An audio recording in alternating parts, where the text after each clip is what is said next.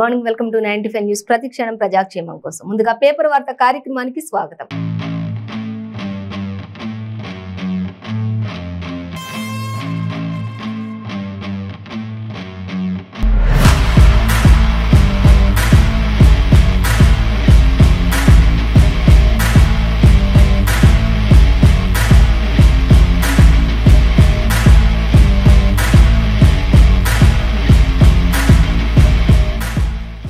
ఇక మన ముందు ఈ రోజు నమస్తే తెలంగాణ, ఆంధ్రజ్యోతి, వెలుగు దినపత్రికలు ఉన్నాయి.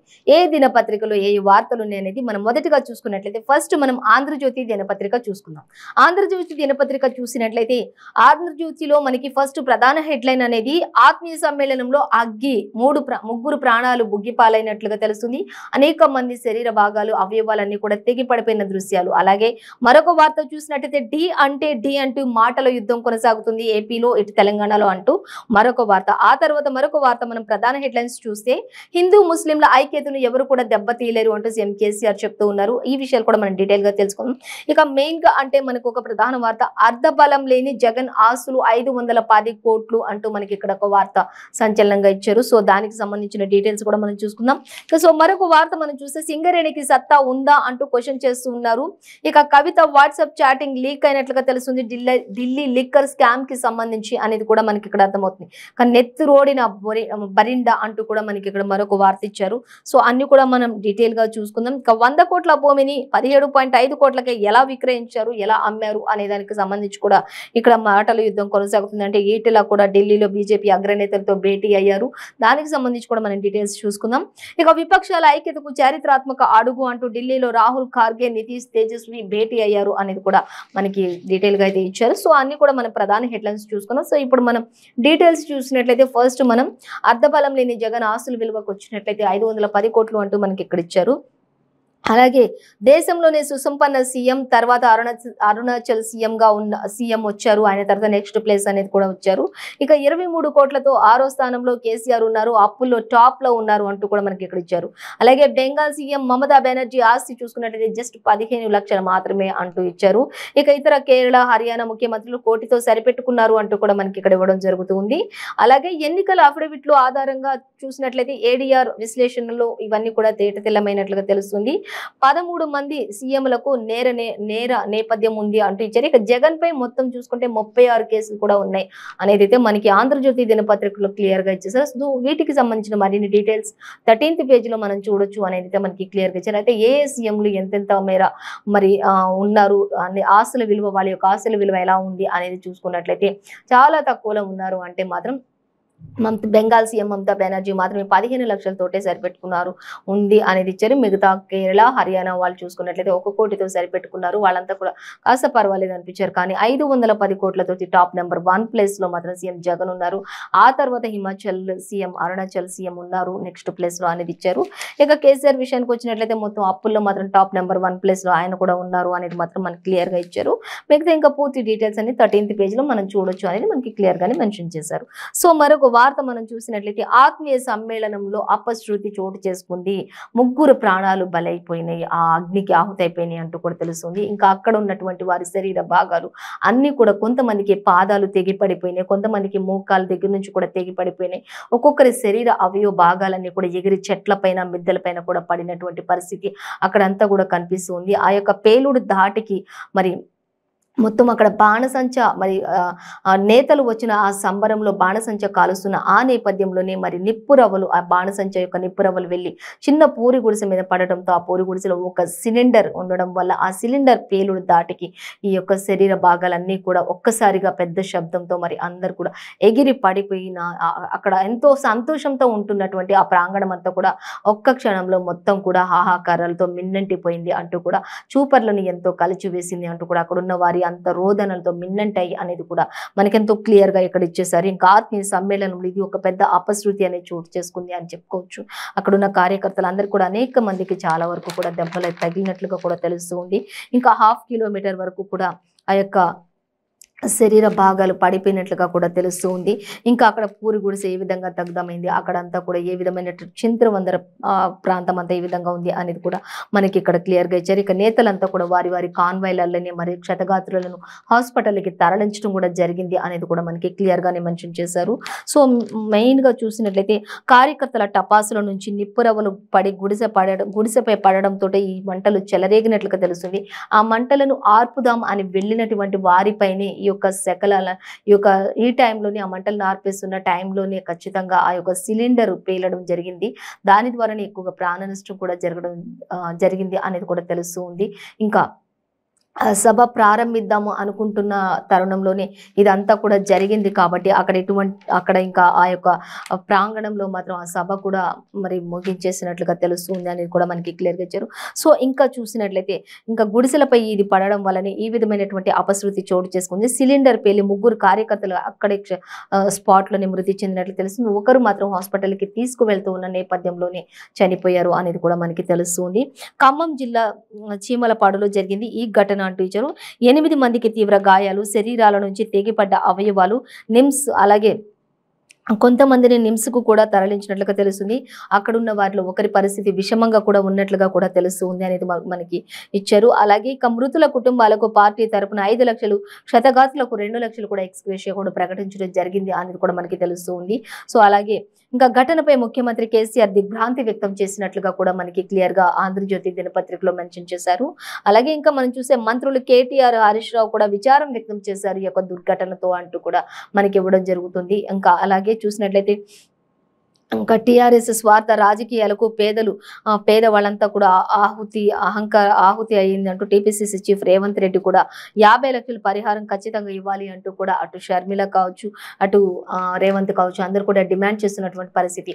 మీ యొక్క అవినీతి యొక్క సభలు పెట్టుకోవడానికి అనవసరంగా పేద వాళ్ళ ప్రాణాలతో చెలగాటమాడుతున్నారు అంటూ ఖచ్చితంగా వాళ్ళకి ప్రభుత్వం నుంచి 50 లక్షలు ఎక్స్‌గ్రేషియా ప్రకటించాలి అంటూ కూడా మరి వాళ్ళు కూడా టీపీసీసీ అధ్యక్షులు ఇటు రేవంత్ రెడ్డి అటు వైఎస్ఆర్ అధ్యక్షురాలు షర్మిల కూడా అందరూ కూడా డిమాండ్ చేస్తున్నటువంటి పరిస్థితి అయితే మనకి ఇక్కడ ఆంధ్రజ్యోతి దినపత్రికలో ఇచ్చారు. సో, వీటికి సంబంధించిన మరిన్ని డీటెయిల్స్ అన్ని కూడా మనం 3rd పేజీలో చూడొచ్చు. మొత్తంగా అయితే అక్కడ ఆ ప్రాంతం అంతా కూడా మరి కన్నీటి పర్యంతం అయిపోయింది అనేది మాత్రం ఆ యొక్క శకలాలని ఎక్కడంటే అక్కడ ఎగిరి పడిపోయింది. శరీరాలు ముద్దలుగా పడిపోయిన దాఖలను చూపర్లని ఎంతో కలిచివేసింది అనేది కూడా మనకు అక్కడ అర్థమవుతూ ఉంది. సో, మరొక వార్త మనం చూసినట్లయితే ఇంకా హిందూ ముస్లింల ఐక్యతను ఎవరు కూడా దెబ్బతీయలేరు అంటూ సీఎం కేసీఆర్ చెప్పడం జరుగుతుంది. ఇంకా నిన్న ఎల్బీ స్టేడియంలో ఆయన ఇఫ్తార్ విందు ఏర్పాటు చేసి ముస్లిం సోదరులందరినీ కూడా మరి ఉపవాస దీక్షను విరమింపచేశారు. ఈ యొక్క ప్రాంగణంలో అందరితో కూడా ముస్లిం సోదరులందరితో కూడా ఆయన ఎంతో మరి సంతోషాన్ని వ్యక్తపరుస్తూ వారందరితో కలిసి ఆయన కూడా ఇఫ్తార్ విందును చేసినట్లుగా తెలుస్తూ ఉంది అనేది కూడా మనకి ఇక్కడ ఇచ్చారు. ఇక అలాగే దానికి సంబంధించి మరిన్ని డీటెయిల్స్ చూసినట్లయితే అలాంటి ప్రయత్నం ఒకవేళ ముస్లిం సోదరులను దెబ్బతీయాలి అని చూసే వాళ్ళ ప్రయత్నాలన్నీ కూడా వాళ్ళకి ఓటమి తథ్యంగా ఉంటుంది అనేది కూడా ఆయన చెప్తున్నారు. అలాగే దేశం కోసం చివరి రక్తపు బొట్టు వరకు కూడా పోరాటం చేద్దాము అంటూ కార్యకర్తలకు అలాగే ముస్లిం సోదరులందరికీ కూడా శ్రేణులందరికీ కూడా ఆయన పిలుపునిచ్చినట్లుగా తెలుస్తుంది.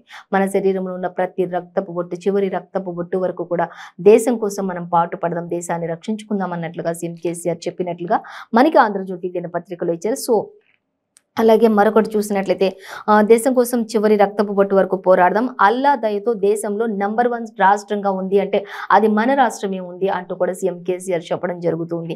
సో, మరొక వార్త చూద్దాం. ఇక తెలంగాణ ముందుకు పోతూ ఉంది. ప్రతి విషయంలో కూడా అన్ని యొక్క పథకాల్లో కూడా తెలంగాణను చూసి ప్రతి ఒక్క రాష్ట్రం కూడా తెలంగాణను ఆదర్శంగా తీసుకుంది. ఇతర దేశాలు కూడా తెలంగాణ రాష్ట్రం వైపు చూస్తూ ఉన్నాయి అనేది కూడా ఆయన చెప్తూ ఉన్నారు. మన రాష్ట్రం ముందుకు పోతుంది కానీ దేశం మాత్రం వెనక్కిపోతూ ఉంది అంటూ, కాబట్టి ఆ వెనక్కిపోతున్న దేశాన్ని మనం రక్షించుకోవాలి, మన దేశాన్ని మనం రక్షించుకోవాల్సిన బాధ్యత మనపై ఉంది అంటూ కూడా ఆయన చెప్పడం జరుగుతుంది. ఆయన ప్రసంగంలో చెప్పినట్లుగా తెలుస్తుంది.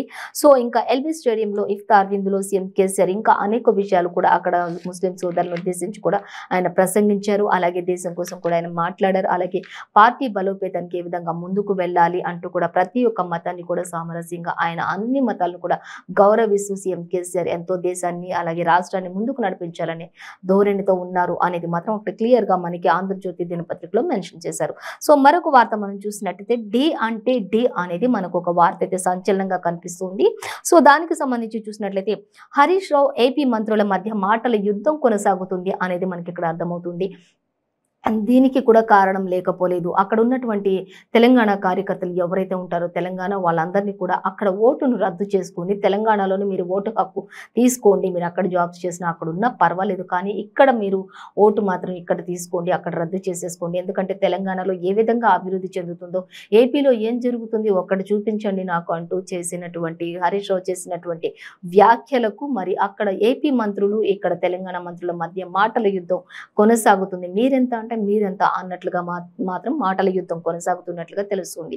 సో మరి అక్కడ మీరు ఏమేమి పథకాలు పెట్టారో ఒక్కసారి చూపించండి. ఎక్కడైతే రైతులకు రైతు బంధు ఉంది, ఇంకా దళిత బంధు ఉంది, ఇంకా మరి ఆ పింఛన్లు కూడా ఆసరా పింఛన్లని, ఇంకా కళ్యాణ లక్ష్మి, షాదీ ముబారక్, ఇంకా మిషన్ భగీరథ, ఇలా రకరకాలవన్నీ కూడా ఇక్కడ మేము ఇంకా న్యూట్రిషన్ కిట్స్ ఇస్తున్నాం. అలాగే ప్రతి ఒక్కటి కూడా మేము అన్నీ కూడా ప్రొవైడ్ చేస్తూ ఉన్నాం. ఇక్కడ ప్రజలకు అన్ని పథకాలు కూడా ఇక్కడ అమలు చేస్తూ ఉన్నాం అంటూ కూడా చేస్తున్నాం. కానీ ఆంధ్రాలో ఏ పథకం అమలు అవుతుంది, ఏం పథకం చేస్తున్నారు, ఎక్కడ ఏం జరుగుతుంది ఒకసారి చూపిండి. ఆంధ్ర నేతలారా మా జోలికి రావద్దు అంటూ కూడా ఇక్కడ హరీష్ రావు కూడా ధ్వజమెత్తారు. కానీ ఆంధ్ర వాళ్ళని ఇక్కడ వచ్చి ఓటు హక్కు వినియోగించుకోండి, మీరు అక్కడున్నా పర్వాలేదు అనడంతో మాత్రం అక్కడ ఉన్నటువంటి మంత్రులంతా కూడా ఫైర్ అయినట్లుగా తెలుస్తుంది. ఇంకా బుద్ధి తెచ్చుకొని బుద్ధి కలిగి మాట్లాడండి, జ్ఞానంతో మాట్లాడండి అంటూ ఆంధ్ర వాళ్ళు కూడా ఇక్కడ తెలంగాణలో ఉన్నటువంటి మరి మంత్రి హరీష్ రావుని ఆయన కూడా ఆయనపై ఫైర్ అయినట్లుగా కూడా తెలుస్తుంది అనేది అయితే మనకి క్లియర్ గా మెన్షన్ చేశారు. సో ఇంకా ఏపీ మంత్రులంతా కూడా ఇక్కడున్న మంత్రులపై ఫైర్ అయినట్లుగా తెలుస్తుంది. కానీ ఇలా చెప్పడం ఇంకా బుద్ధి లేని మాటలు కదా, అక్కడే ఉండండి కానీ ఇక్కడ ఓటు హక్కు వినియోగించుకోండి అనడం అనేది కూడా ఆయన చెప్తున్నటువంటి అక్కడ ఏపీ మంత్రులు చెప్తున్నటువంటి మాటలు. ఇంకా నేనేదో మాట వరుసకు అంటే అక్కడి మంత్రులు ఎగిరెగిరి పడుతున్నారు అంటూ మళ్ళీ మాట మార్చినటువంటి హరీష్ రావు అంటూ కూడా ఇంకా మాట వరుసకు ఎలా అంటారు, అక్కడే ఉండండి, ఇక్కడ ఓటు హక్కు వినియోగించుకోండి, అక్కడ ఓటు రద్దు చేసుకోండి, ఇక్కడికి వచ్చి ఓట్లు వినియోగించుకోండి అని మాట వరుసకు ఎలా చెప్తారు అంటూ కూడా అక్కడ మంత్రులంతా కూడా క్వశ్చన్ చేస్తున్నారు. అలాగే ఇక్కడ మంత్రి హరీష్ రావు మాత్రం నేను మాట వరుసకు ఏదో అన్నాను, దానికి అంత మాత్రం దానికి ఎగరెగిరి ఎందుకు పడుతున్నారు అంటూ కూడా మంత్రి హరీష్ రావు మాట్లాడుతున్నారు. ఏపీకి హోదాను కేంద్రం ఎగ్గొట్టింది, అయినా కానీ అధికార పక్షం వివక్షం ప్రశ్నించదు, ఇన్ని జరుగుతున్నా కూడా ప్రశ్నించరు, అలాంటి రాష్ట్రంలో ఎందుకు అని నేను అన్నాను అంటూ కూడా చెప్తూ ఉన్నారు. ఇక ప్రజలను గాలి కొదిలేశారు. బీజేపీ ప్రాపకం కోసం వైసీపీ టీడీపీ వెంపర్లాడుతుంది. ఇటు ప్రతిపక్షం కానీ అటు అధికార పక్షం కానీ రెండిట్లో కూడా చలనం లేదు. ప్రజలందరినీ కేంద్ర ప్రభుత్వం మోసం చేస్తున్నప్పటికీ కూడా ఏమాత్రం కూడా పట్టించుకోకుండా మీరు ఉంటున్నారు. కాబట్టి మేము ప్రజలను ఉద్దేశించి మాత్రమే మాట్లాడాం. మీరు అక్కడ రాష్ట్రం ఏ విధంగా ఒక ప్రత్యేక హోదా ఇవ్వకపోయినా కూడా అక్కడ నోరు మెదపట్లేదు, అటు ప్రతిపక్షం నోరు మెదపట్ల, అధికార పార్టీ కూడా నోరు మెదపట్లేదు అంటూ మంత్రి హరీష్ రావు అయితే ఇక్కడ ఫైర్ అవుతున్నారు. ఇలాంటిది రాష్ట్రం కాబట్టి నేను ఆ విధంగా అన్నాను అంటూ కూడా ఆయన చెప్తూ ఉన్నారు. సో ఇక మరొక వార్త చూస్తే ఇంకా విశాఖ ఉక్కును కూడా తక్కువ ఆమెను కూడా ఎవరు మాట్లాడట్లేదు అంటూ కూడా మంత్రి హరీష్ రావు మాట్లాడుతూ ఉన్నారు. అలాగే మా దగ్గర ఏమున్నదంటారా, కాళేశ్వరం ఉంది, 24 గంటలు కరెంట్ ఉంది, దళిత బంధు ఉంది, రైతు బంధు ఉంది, ఆసరా పింఛన్లు ఉన్నాయి, ఇలా అన్ని కూడా ఆయన చెప్పుకుంటూ వస్తున్నట్లుగా ఉంది. ఇక రైతు భరోసా కూడా ఉంది మాకు అంటూ కూడా చెప్తున్నారు. దునియా మొత్తం ఇంకా దునియాలో ఎక్కడున్నా కూడా దునియా మొత్తం కూడా తెలంగాణ వైపు చూసే విధంగా తెలంగాణ ఉంది అంటూ కూడా ఆయన చెప్తూ ఉన్నారు. అలాగే మీ దగ్గర ఏముంది అంటూ కూడా హరీష్ క్వశ్చన్ చేస్తూ ఉన్నారు. మరి మీ దగ్గర ఏమున్నాయి మాకు చూపించండి అన్నట్లుగా ఆయన క్వశ్చన్ చేస్తున్నారు. ఇంకా అలాగే వర్షాలు కురిస్తే హైదరాబాద్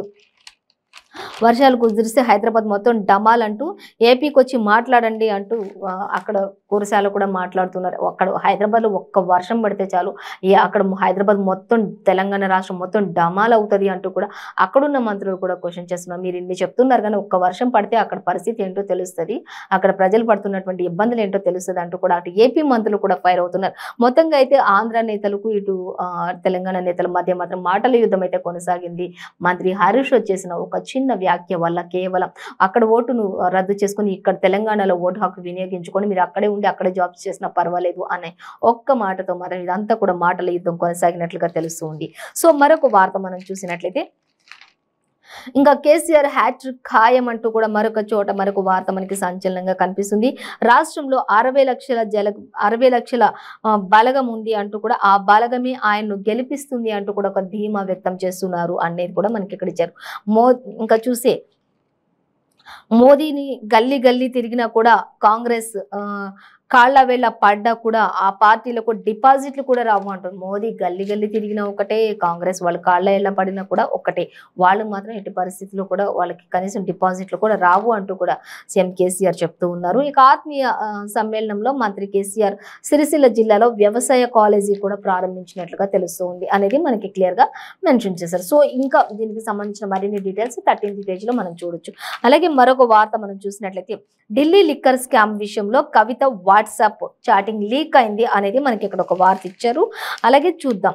ఇక తనతో ఏం చేసినా కూడా చాటింగ్ స్క్రీన్ షాట్లను కూడా విడుదల చేసిన సుకేష్ చంద్రశేఖర్ అయితే ఆయన ఇంతకు ముందే ఒక సవాల్ విసిరారు. ఖచ్చితంగా నేను అన్ని విషయాలు బయట పెడతాను అంటూ కూడా ఆయన చెప్పారు. అలాగే ఒక్కొక్కటిగా ఆయన బయట పెడుతున్నారు. అక్క ప్యాకేజీ సిద్ధం, ఎక్కడకు పంపాలి అనేది అక్కడ మొబైల్లో ఉన్నట్లుగా తెలుస్తుంది. ఇక చాటింగ్ లో కవితను అడిగిన సుకేష్, ఆ తర్వాత కార్యాలయానికి పంపాలన్న కవిత, అది కూడా బయట పెట్టినట్లుగా తెలుస్తుంది. ఇంకా అలాగే కేజ్రీ కోసం హైదరాబాద్ నుంచి హవాలా, ఢిల్లీలో ఆస్తుల లావాదేవీలు వద్దన్న కేజ్రీ. ఇంకా చాటింగ్ లో చూసినట్లయితే సింహభాగం కోడ్ భాషలోని వాటిని డీకోడ్ చేసి వివరాలు ఇచ్చిన సుకేష్.